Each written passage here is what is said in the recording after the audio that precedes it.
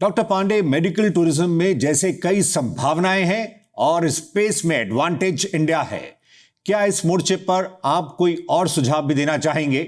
साथ ही wellness industry पर आप क्या बताएंगे?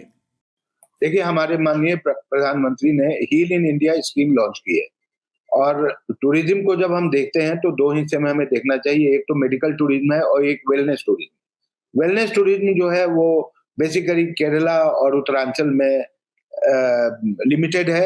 इसको और भी एरिया में हम ले जा सकते हैं और वेलनेस टूरिज्म भी डॉलर के वैल्यू में देखें तो बहुत बड़ा वैल्यू है। तो उस वेलनेस टूरिज्म को हम हेल्थ के वेलबींग से जोड़ के उसको प्रमोट कर सकते हैं और उसमें आयुर्वेद, यूनानी और सिद्धा और योगा ये सारी चीजों को जोड़ सकते हैं जो इंडिया की देन है और उसको हम प्रमोट कर सकते हैं। हील इन इंडिया के अंतर्गत जहां से भी मेडिकल टूरिस्ट आ रहे हैं तो मेरी ये सरकार से रिक्वेस्ट है, विनती है कि उनके वीजा प्रोसेसिंग को इजी बनाया जाए।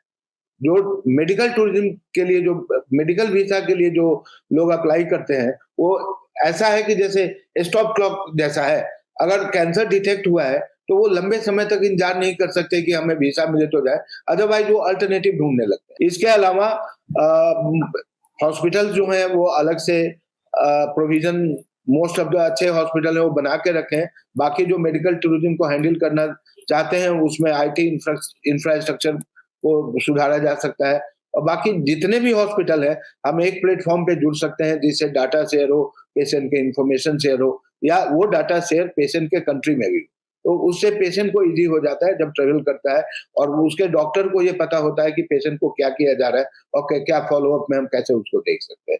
अब बाद में जो फॉलोअप है, पेशेंट चला गया तो उसको हम फिर टेलीकम्युनिकेशन पे जाके टेली कंसल्टेशन वगैरह ऐड कर सकते हैं। तो जो इस सेक्शन ऑफ टूरिज्म को ज्यादा अट्रैक्टिव बना सकते हैं।